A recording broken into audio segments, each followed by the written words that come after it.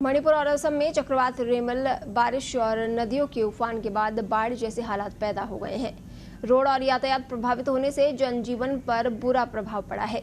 मणिपुर के एक मंत्री ने बताया कि चक्रवात रेमल के बाद लगातार बारिश के कारण आई बाढ़ से कुल 1,88,143 लोग प्रभावित हुए हैं। पिछले कुछ दिनों में बाढ़ से कम 24,265 घर भी क्षतिग्रस्त हुए हैं। अब तक कुल 18,103 लोगों को निकाला गया है और 56 राहत शिविर स्थापित किए गए हैं।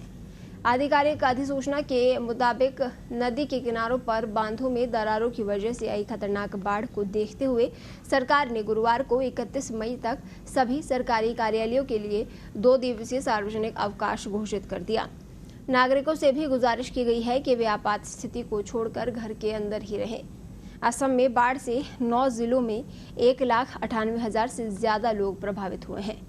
राज्य में मंगलवार से जारी बाढ़ और बारिश की वजह से मरने वालों की तादाद 6 हो गई है, जबकि 18 लोग घायल बताए जा रहे हैं।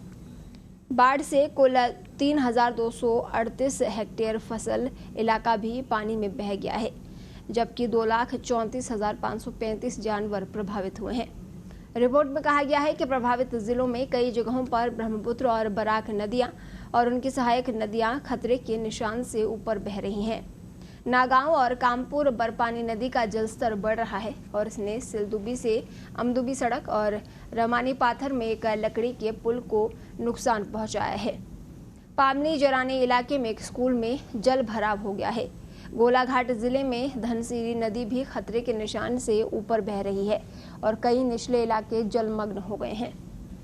सोनितपुर जिले में ब्रह्मपुत्र नदी और उसकी सहायक नदियां लगातार बढ़ रही हैं और कई स्थानों पर खतरे के निशान से ऊपर बह रही हैं। गुवाहाटी शहर में भारी बारिश के कारण जल भराव हो गया है, जिससे यातायात प्रभावित हुआ है।